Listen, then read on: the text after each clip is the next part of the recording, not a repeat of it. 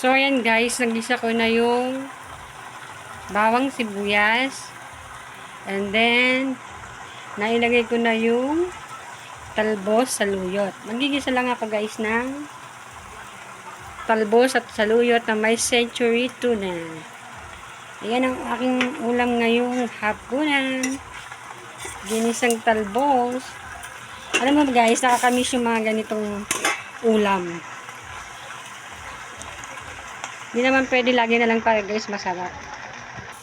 So ayan guys, lalagyan ko na siya ng konting magic sarap. Okay. And then, ilalagay ko na yung century.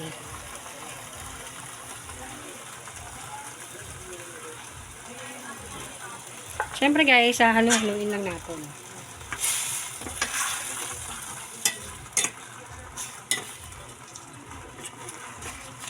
Mga simple ulam lang guys. Pero pag tinikman nyo guys, masarap.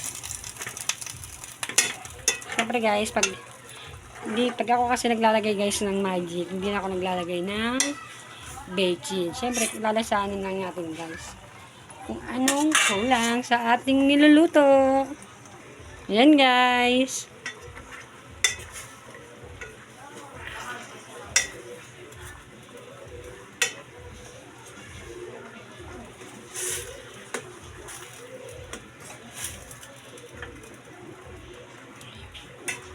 Ang hirap talagang mag-video ng ikaw lang mag-isa.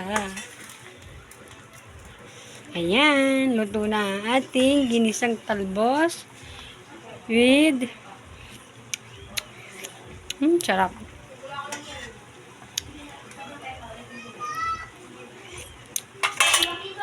So yan guys, sagisa na ako ng bawang sibuyas, talbos, ng anghang at saluyot. Ito guys ang aming ulam. Luto na siya guys.